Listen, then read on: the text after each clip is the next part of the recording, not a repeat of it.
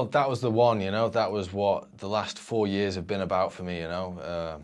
After winning in Beijing, it was just a case of, right, Bradley's left the team, Paul Manning's retired.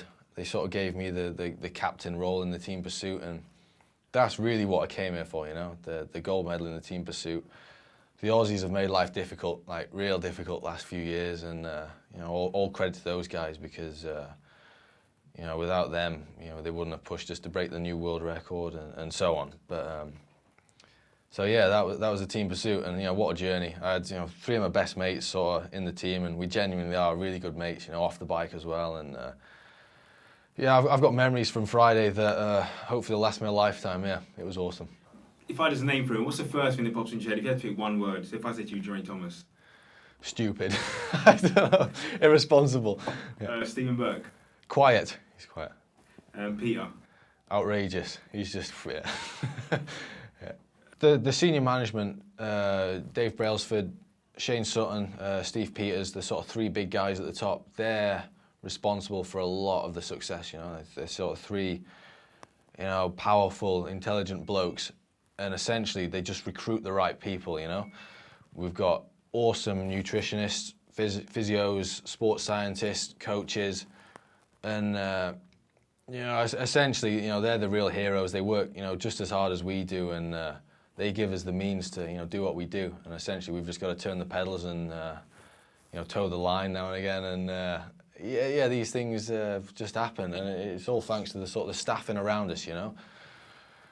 You know, I hate to say it, but there's nothing special about me, you know. I'm just a normal bloke, you know, with a little bit of talent perhaps, you know, for riding a bike, and you know, blessed with a good set of heart and lungs or whatever. But it's those guys that you know, extract the potential out of all of us, you know. And yeah, I think it's just Brailsford and Shane. They're a big part of, you know, just getting the right people around us.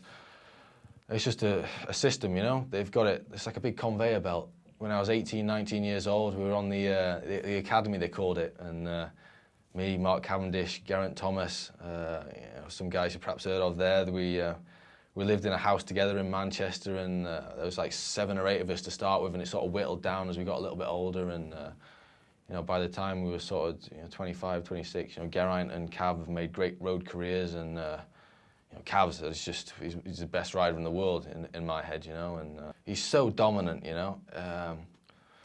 There's so many variables in road sprinting, you know. There's 200 guys that all want to be in the same place.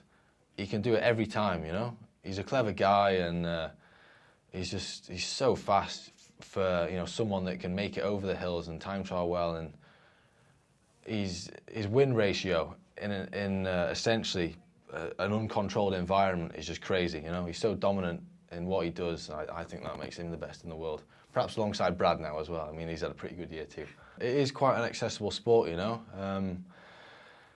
You know, a lot of us, you know, we're just from, you know, working class families and that. You just got to get yourself a bike, and it does help if you got you know, a family that's going to help you a little bit and take you around to races and get you in there. But essentially, you don't have to spend a fortune to get into the sport, you know. Just a couple £100 on a bike and an enthusiastic parent or 2, and on you go.